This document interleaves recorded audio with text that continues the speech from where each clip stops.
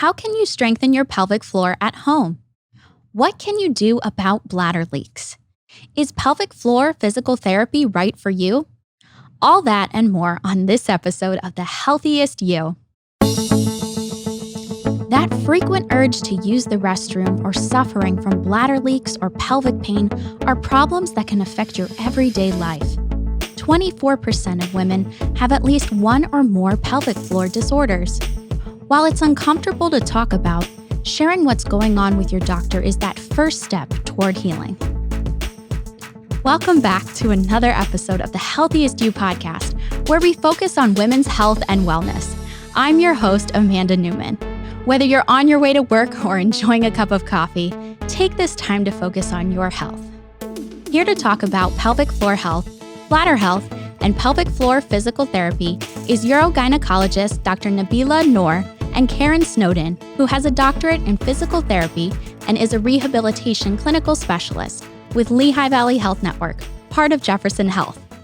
Dr. Noor and Karen, welcome to the show. Thanks for having us. Yeah, thank you for having us. Yeah. Super excited and looking forward to our conversation. So let's get started with what should women know about their pelvic floor? Why is it important? The pelvic floor muscles are a group of muscles and tissue that work together to help provide support to the pelvic organs, and they help with all function regarding bladder, bowel, and sexual function.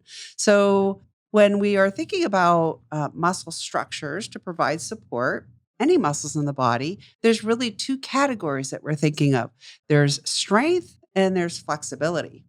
So muscles can be strong or weak, and muscles can also be tight or flexible.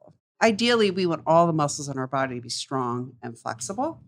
So if the pelvic floor muscles are lacking any of that, maybe they're not real strong and there's some weakness, or maybe there's tension, instead of flexibility, that can cause issues. And when we have issues with our pelvic floor, we refer to that as pelvic floor dysfunction. Yeah, no, I think I agree with everything Karen said. You know, one of the things that I tell my patients also is think of the pelvic floor as kind of the floor for your torso.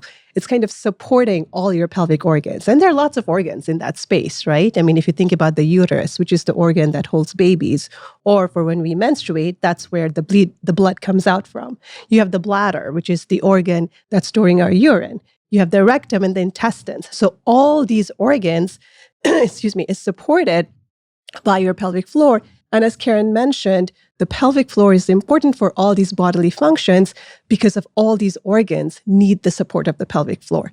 So it needs to relax appropriately. It needs to tighten appropriately because we need that relaxation and that tightening to be able to empty our bladder, close our bladder, to be able to empty our bowels, close our bowels, and also, like, Karen mentioned, during sexual function and even during childbirth, right? I mean, the pelvic floor plays a very important role when we're talking about the laboring process. And if you're not engaging your pelvic floor correctly or taking care of it correctly afterwards, there are lots of bad things that can happen. And I'm sure we're going to be talking about a lot of them. I'm sure. Well, that was a great explanation.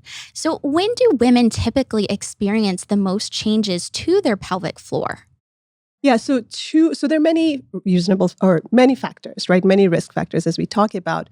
But when we talk about timing in a woman's life, so two life-changing events that happen, one of them, which we alluded to a little bit, is pregnancy. So pregnancy and childbirth, so what we call the postpartum period, and also as women go through menopause. So perimenopause, menopause, which is when, women stop having their menses, there are a lot of hormonal changes that happens. And similarly in pregnancy too.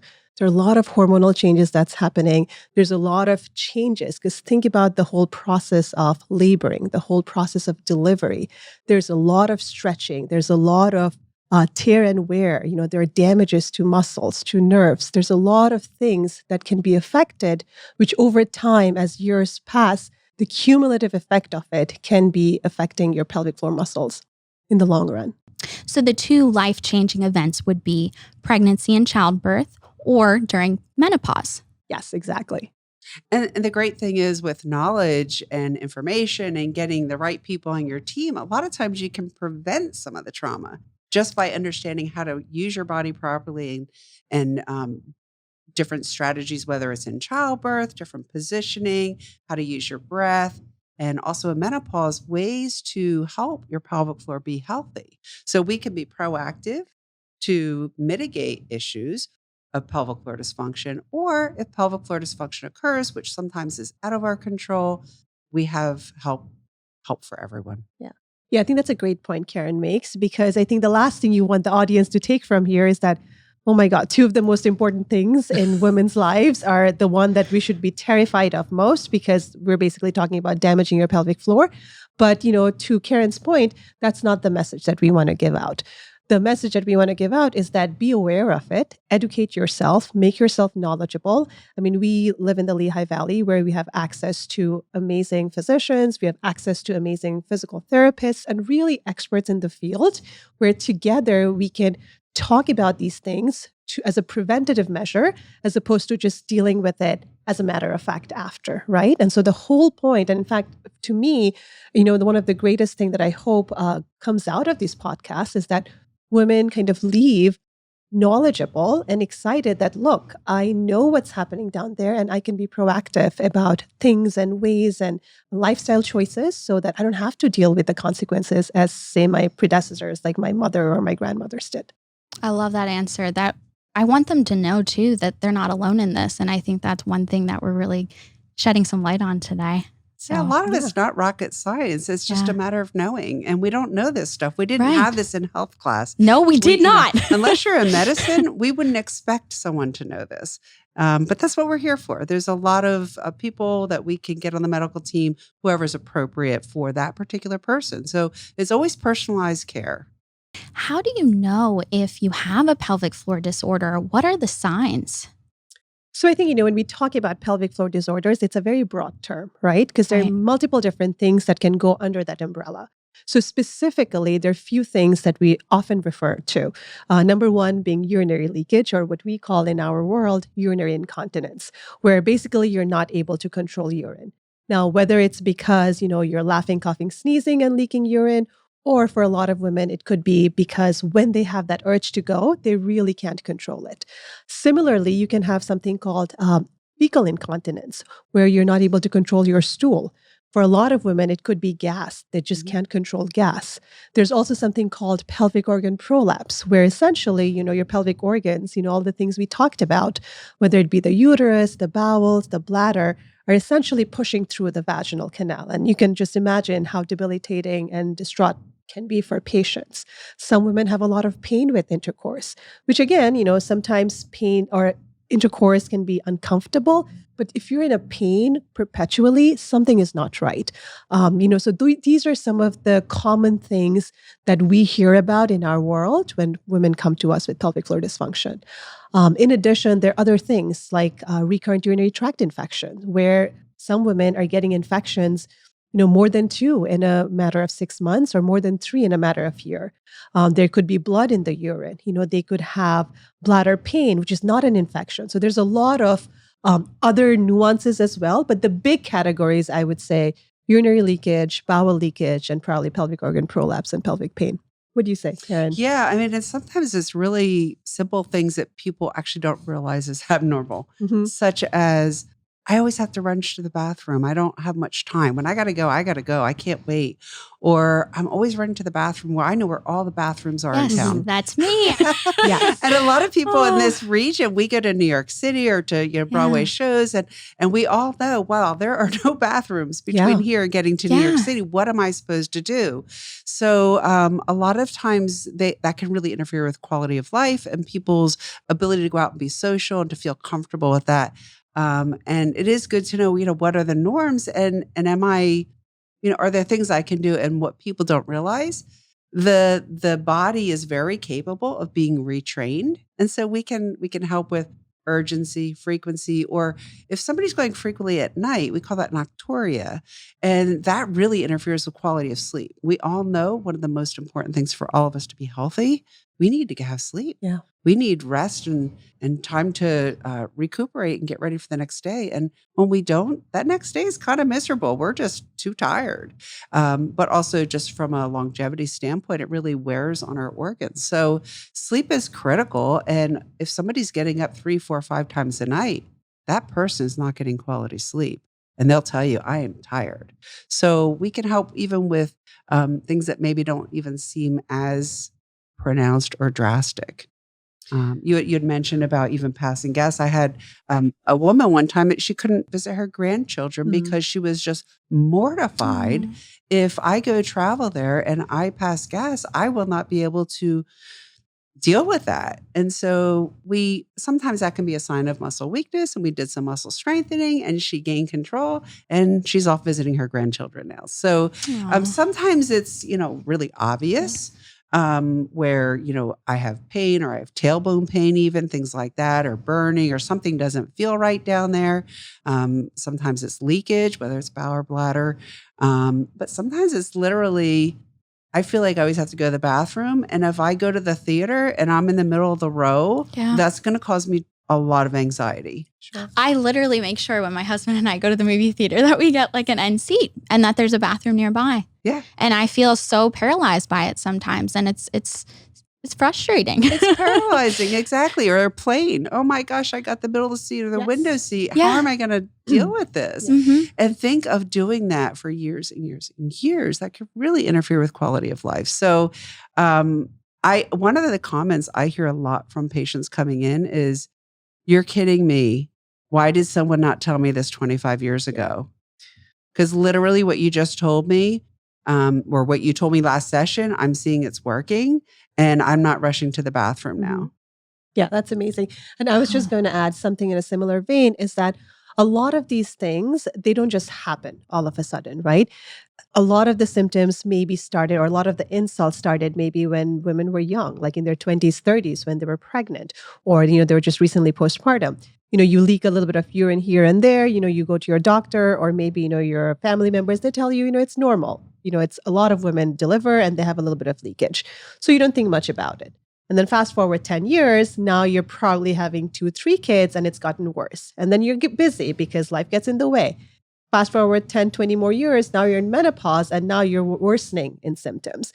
So by the time a patient will come see me in my office, they have probably been dealing with this for 20, 30 years, thinking this is just a normal part of life. And we'll tell you there's nothing normal about anything we're talking about, right? Whether it's leaking urine, leaking stool, pelvic organ prolapse. A lot of these things are common, especially like we talked about, in the pregnancy or the postpartum period, in the menopause era of a woman's life, but it's never normal. And there are lots of help, there are lots of treatment options, and not every treatment option is surgery. I think, when people come see me because my title says I'm a surgeon, they automatically assume that, I'm going to offer them surgery. A lot of the times, maybe their primary care doctor or their OBGYN referred them to me, and they don't even make the appointment because in their mind, they're like, I don't want surgery. Right. And I think, we're here to tell you that there's so many non-surgical treatment options that can be equally effective for the right patient, that I think, we'll be doing injustice to women if the message they get is the only way to treat any of these pelvic floor issues is through surgery. Surgeries are amazing, and we have some amazing surgeries for the right patient, but it's not for everybody. I'm feeling so hopeful already because a lot of the things you've mentioned, I struggle with, like waking up in the middle of the night to use the bathroom or always being on the search for a bathroom when we're out and about. So I feel like I need to come see you. Maybe you do. And to your point, a lot of the times, and I'm sure Karen sees it too, patients will come to see me. We talk about all the options and I'll tell them, you don't need anything. We'll talk about how to mitigate some of the risk factors, how to make some simple lifestyle choices that can help some of their, problems, how to kind of do some behavioral modification, maybe refer them to pelvic floor PT. I mean, I love sending patients to my physical therapists. They're amazing. I joke. I mean, honestly, if I had if every patient from my office should leave with a prescription to a pelvic floor physical therapist, not just any therapist, a pelvic floor physical therapist, because there's a difference, and maybe vaginal estrogen for the right patient, like the menopausal patient, because there's so much that you can prevent with just 2 of these simple therapies that we don't even have to go into the surgery phase necessarily. And, between, whether it's physical therapy, with a pelvic health physical therapist, speaking with the physician, I think what a lot of people really appreciate when they come to see us is hearing the options. Yes. We're not pushing an agenda. Yeah. There's a lot of options. These are the options. I know that on both sides. Sometimes I'll see somebody and I may refer over and vice versa. Whoever sees them first, like there's a lot of options. And what's right for you is different for someone else. Somebody else, surgery is absolutely the correct option. Many people come and say, oh, I'm thinking about surgery. I really don't want to have surgery. I'm not sure what to do. And I say, well, I think you're in the right place because this is conservative. It's easy. It's pain-free. It gives you time to consider.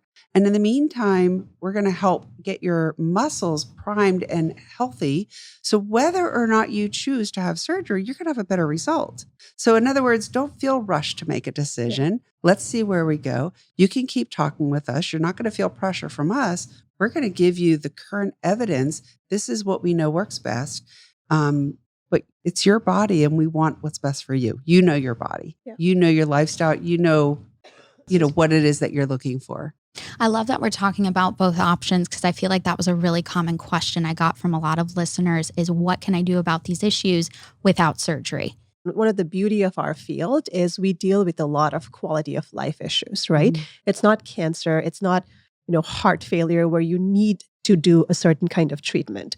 And what I mean by that is the definition of quality of life is very different. Like Karen mentioned, what may be a good quality of life for me may not be your definition of quality of life. I have many patients who have, leakage and they're wearing pads, but they don't want to go anywhere near the operating room. And then I have many young patients who are petrified that they even have to wear a little panty liner because it's embarrassing to them.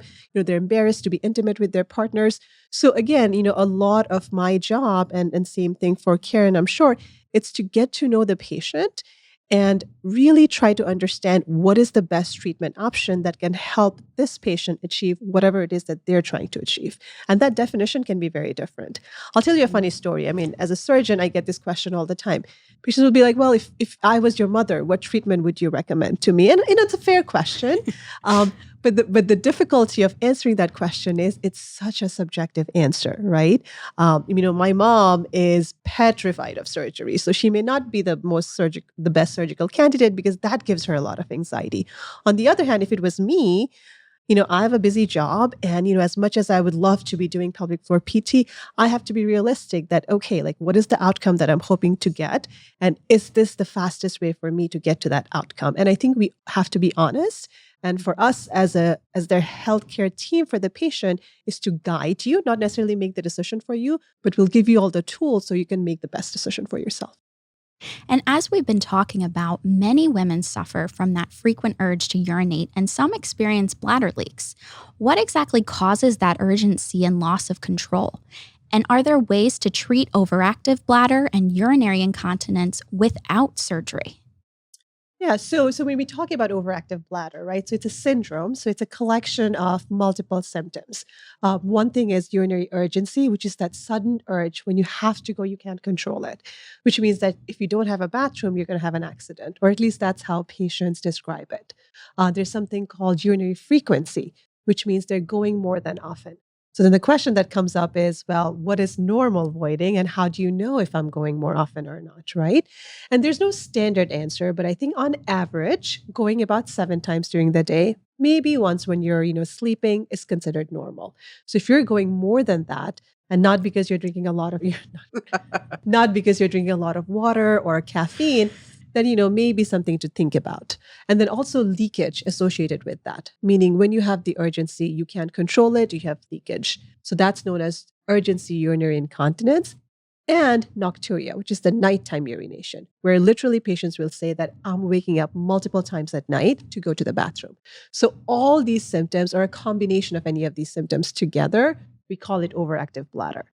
So then, well, why does it happen, right? There are many factors that causes overactive bladder. The first one, which is probably the most confusing one for a lot of patients, it's called idiopathic, meaning we just don't know why a lot of women develop these symptoms. Age is a risk factor because we do see it in a lot of women who are in their 60s and 70s. Menopause, because there are hormonal changes that happens in our body that can cause some of these urinary symptoms. We actually use a term for that. It's called genitourinary syndrome of menopause, where women going through menopause will start noticing that they have a lot of urinary urgency, frequency, and some of these symptoms we're talking about. Any kind of back problems, because all the nerves that control our bladder are coming from our back. So anybody with any kind of neurological issues, whether it be spinal cord issues or any kind of injury or lesions in the brain, that can be a reason. Diabetes is a big one. So uncontrolled diabetes can also make women go a lot. There are certain medications that we prescribe, the common one being some of the heart medications. So diuretics like Lasix, the water pill, you may have heard about that. So that will make you go as well. So these are some of the common reasons that we hear about why women go a lot. Are there any sort of exercises that can help with like overactive bladder? Yeah. So as a pelvic health physical therapist, we are considering where our piece of the pie, if you will, is to think about the muscles and how they are contributing or not to the problem. So people Okay. come in and we assess the muscles of the abdomen, of the pelvis, of the hips, of the back, and see are things functioning the way they should. And for instance, the bladder is covered by a muscle. So we can influence that muscle. And so there are little tricks that we can do to like change some behaviors, the way we think. We can use our mind to think differently and take charge of the bladder.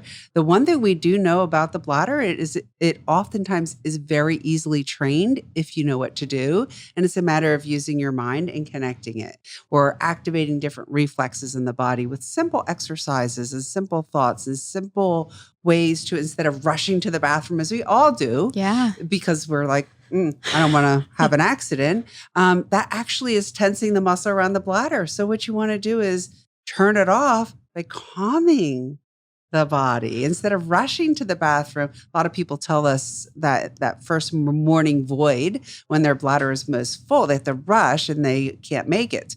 Well, how about if you don't rush, calmly walk, but you absolutely have to distract your mind also and get to the bathroom. So in physical therapy, we can help also with that overactive bladder in that we can help people to learn different strategies, behavioral modification, ways to think about how they can use their body to mitigate the problem or have them not having an issue of urgency and leakage. And it's amazing because it can really build confidence to say, wow, I can control the bladder. My bladder's not going to control me. There's also other modalities we use, sometimes electrical stimulation, things we can stimulate nerves to just get them to work better. One thing to add to that too, like cutting down on certain things that irritate the bladder, right? Again, these are simple lifestyle choices that patients can make. And we, of course, talk to them about it. There's certain dietary things that irritate our bladder muscle, things like caffeine. For some people, it could be spicy food, citrusy food, alcohol, carbonated beverages, dark chocolate, believe it or not. So no. Don't tell me that. Not for everybody, but for some people, it can be an irritant. Oh, no. And what I tell patients is don't go crazy. You still have to live your life. You still have to enjoy all the things. But if you are really suffering, where it's affecting your quality of life, or maybe, you're going out, know that these are some things that could potentially irritate the bladder. Maybe that's not the day to be trying all these things, or at least, kind of bringing it down a little bit. Again, just managing your lifestyle choices, managing your behavior, so you don't kind of have to go into something more invasive with regards to treatment.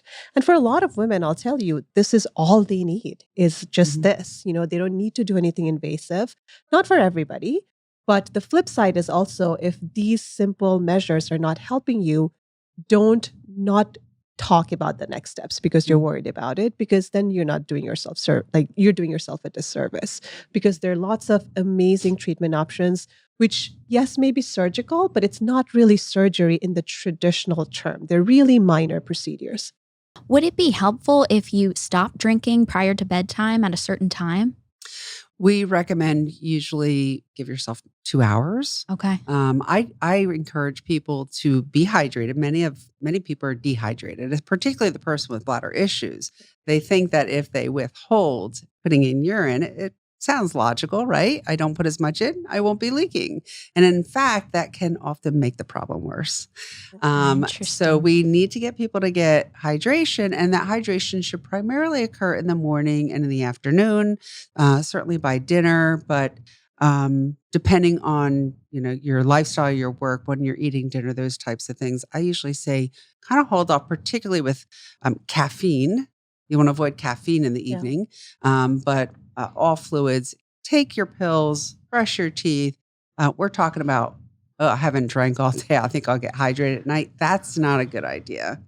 Another really important thing that people don't recognize is that the bowels and the bladder communicate. They're right next to each other. So for many people, they're leaking urine because they're constipated. Yes. Oh, wow. So when they come in, we always ask a lot of questions to try to put all the pieces together, recognizing they came in for their bladder, but we will ask other questions because it helps us understand how things are functioning together in the pelvis. So if somebody says, yes, I do have constipation, if we solve the constipation, oftentimes the bladder issue is gone. So it's amazing people don't realize that. I think that's a good tip for people to recognize that we need to manage our bowels with good fluid intake, movement, exercise that keeps things moving. Groove. Yeah, and high fiber. Those are kind of some key points. Of course, people have some GI issues, and so you need more specialized care. But when people come in, we are putting those pieces together. Dr. Noor was saying, there's a lot of things that go into this. Maybe they're diabetic. Maybe they're taking a heart medication. And so we're able to look at the big picture for the person in front of us and put those pieces together, make sense of it. And now that person knows how to care for themselves. Yeah. And I think that's why it's so important too, when you feel like, okay, look, I've been really suffering with these conditions for a long time, to make sure you seek out the help from a specialist. It can get confusing. For example, like my title, it's a urogynecologist. There's so many people who may not even know what a urogynecologist is, but it's a whole specialty that was built because we realized that it's a relatively new field. We became a board certification in 2013. So prior to that, there was no urogynecology. So women who were suffering with pelvic floor issues, it was basically like if they were lucky, they went to a gynecologist or maybe a urologist who had experience with it. And if they happened to be in a place where there wasn't anybody available who could help them, they're pretty much on their own. So, we realized that there's a huge need for a whole group of specialists to be trained, whether it's physicians, whether it's pelvic floor physical therapists, and even within physical therapists. Sometimes patients will say that, oh, I'm already going to a physical therapist for my back. It's not the same thing.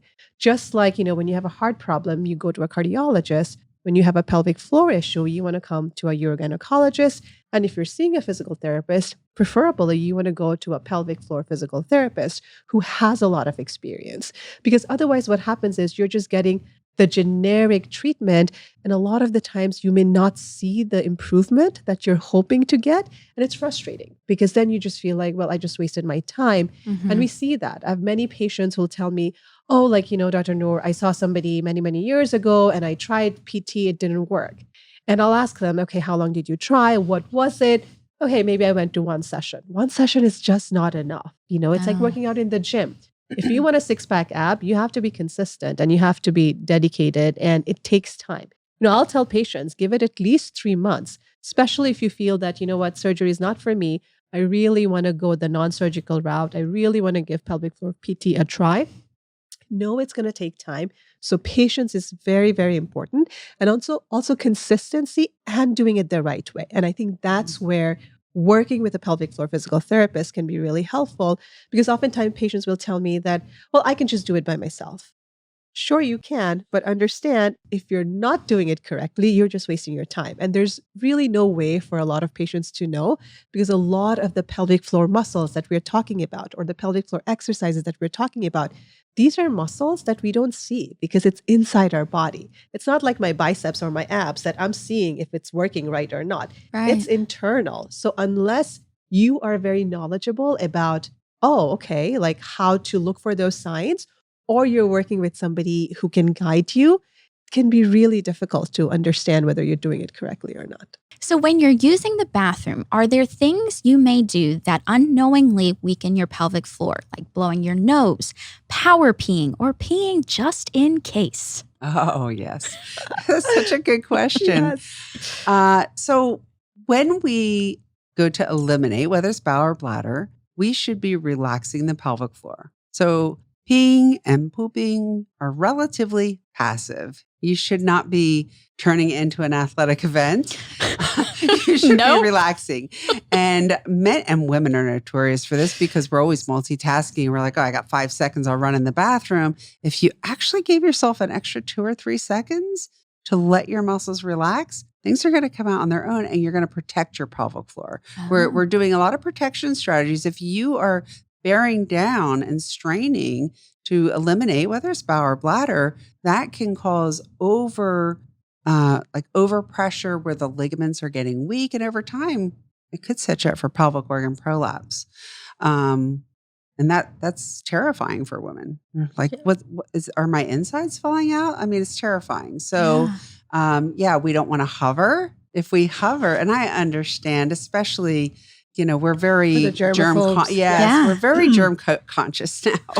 But if you're hovering, remember, they're deep core muscles. Those pelvic floor muscles have to work hard to balance us and keep us steady so we don't fall down. We're tensing the muscles. And so it's going to be a lot harder to empty the bladder and the bowels. And you might end up setting yourself up where you're going more frequently because you peed, but you didn't empty your bladder. Although we don't empty 100%, we empty mostly. And that's what you want. So you don't have to return for several hours. You can be living life not based around the bathroom. Yeah, that would be nice. I think, one of the things to understand is that, and of course, we don't think about what happens to our body when you're peeing, but maybe it's helpful to take a step back and think about what's happening. For us, as Karen mentioned, for females, men are different, right? So for females, all this urination, bowel movement, maybe a little bit more so, but urination, definitely, it's a passive process. It means we don't have to create a lot of force to do it. So our bladder, remember, we're talking about the bladder is like a balloon. So it can fill up slowly, which means we can hold the urine for a long time. When it's at its capacity, where the bladder muscle wall is really stretched out, that's when it starts spasming. That's what we call like the detrusor muscle spasming, which sends signals to our brain being like, okay, your bladder is a little full. Maybe time for you to go check out a bathroom. If we're close to a bathroom, that's when we go to the bathroom. We have to relax our pelvic floor muscles, and then the bladder does its thing. It just squeezes and the urethra opens up and the urine comes out. But that's all because we're relaxing the pelvic floor muscles. All the things that you're talking about, whether it's hovering, whether, it's you're going to the bathroom just in case, your bladder is not full enough. You're not allowing for a passive process to happen because when you're hovering, you're tightening those pelvic floor muscles. It's not relaxing. I have many patients, maybe they're sitting on the toilet, but they're kind of tapping their toes. And, I'll tell patients, relax your foot on the floor. Yeah. Take a deep breath and sit down in the commode. Like, that is basically you relaxing your pelvic floor muscles, and then let the bladder just do its thing. The bladder will generate the pressure and it will just happen. Now, if it's not happening like that and you're feeling that, oh my God, Dr. Noor, every time I go to the bathroom, I really have to strain to get the urine out, which I hear a lot of patients, then we have to worry about, well, why is that happening? Because that's not normal. Is it happening because your bladder is not generating enough force? Is it happening because the outlet is blocked? Maybe, you have something called pelvic organ prolapse, which is basically your pelvic organs pushing into the urethra and then blocking it. Or, God forbid, is there a tumor? Is there a mass? Is there cancer in that space? So that's why, when you come see me in the office and I'm taking the history, I'm putting all those things together. Because urination, it should be a normal process. Think about how kids do. It's not something that we have to consciously think about. Anytime that's not happening, we have to think about why that's the case. Maybe you had surgery done before, because of the surgery. Was there injury to the nerves? Was there, some damage done?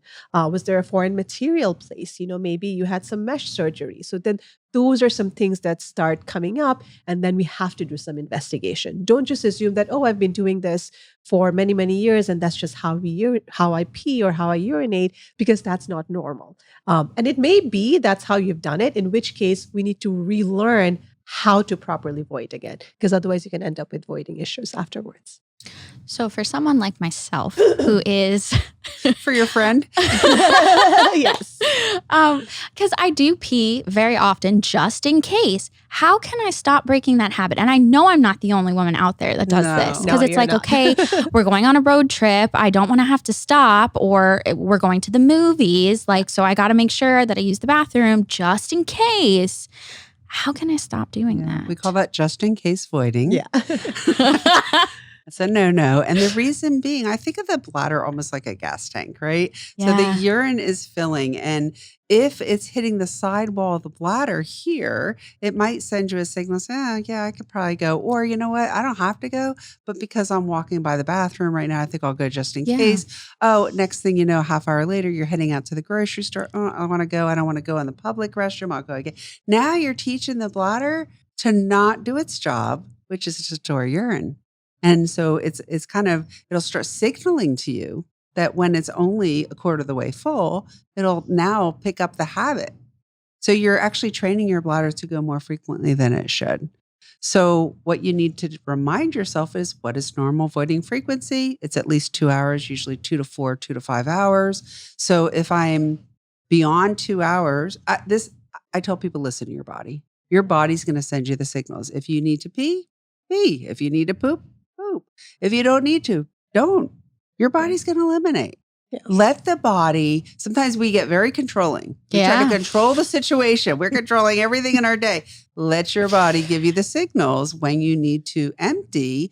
When you listen to the signals, that's how you set up a healthy situation. Yeah. You know, I wanted to comment when I was listening to you, Dr. Noor, you were talking about, relaxing the pelvic floor. It's almost that sometimes we see people and help them in preparation for vaginal birth. Mm-hmm. And we say, hey, you don't need to do the work with the pelvic floor muscles. What you need to do is not, strain. You need to not fight the process of allowing the uterus to contract and deliver the baby. The baby is being delivered by uterine contractions. And if you're scared or you're tight or you're, trying to control things, you may be not helping that baby to come out and see the light. So that's a great analogy. I didn't actually think about that, but you're absolutely right. Yeah, I really, when people come in and I try to help them prepare for a vaginal birth, I'll say a couple of things. Number one, we want to help, we want gravity to help you. So be upright as much as you can. Even if it means you're in the bed, at least elevate the bed, the head of the bed. Any upright's better than flat. Movement, because when we're moving, we're helping the baby to find the way out. And so any movement helps. I don't feel like moving. I feel like I just want to lay in this bed or I want to sit in this chair. Fine. Any movement doesn't matter. Maybe you're just swaying left and right, forward, backward. So all of those things help. Or maybe you're laying on your side and you move 20 minutes later. But really what you're doing is you're allowing the muscles to relax. You're trying to not get in the way of that. Let the body do what it knows to do, which is to deliver the baby. Or back to when we were talking about the bladder, same thing. And another really quick tip. Yes. You do not want to pee in the shower. And you know why? And it has nothing to do with cleanliness of the shower. Because you will actually train your body. When I hear water, I should pee. Oh and then you'll be walking through the mall and the water fountain's ahead. And all of a sudden you have to go to the bathroom. So you're actually training yourself. Oh, water's on. I think I'll pee. All right. Don't pee in the shower. Don't pee in the shower. What I will say, Amanda, to your point, there's a whole terminology we use for what Karen is describing. We call that bladder retraining or bladder training, which means, you have been doing whatever you've been doing for years, whatever it may be. It can be unlearned and you can relearn the right way of doing this. Don't do it if you're going for a road trip. Do it maybe on a day first when you're at home. And then tell yourself, if you're already going every 2 hours, right? I tell my patients, start with that. See if you can push past when that urgency hits. See if you can just not give in to that cue. Hold it for another half an hour. See what happens. Chances are nothing's going to happen. And, you have the urge and it will just subside. Distract yourself, get yourself busy, do something else. And usually the sensation goes away. Now, if you try it and you're like, Dr. Noor, I tried it and I leaked, different story. And there are other treatment options we can talk about. But for most people, that retraining, it's just all us telling our brain, look, you can hold it. I mean, it sounds silly, but think about when we're potty training kids. Yeah. All of a sudden, they're like, oh, I can hold it. I don't have to run to the bathroom. Whereas, when you're an infant, you're like, as soon as the bladder senses there's some urine in there, it just comes right out. So in a very silly way, you're almost relearning how to empty your bladder or how to hold your bladder, again, the correct way. And then slowly increase that time. And like Karen said, if you can hold it for a good 4 hours without feeling that urgency, without feeling like if you don't go right now, you're going to leak, that's pretty good. That's pretty normal voiding. There's so much more to talk about, so we'll be continuing our conversation in part 2 of our podcast series. Thanks for joining us today, and stay tuned for part 2 coming soon.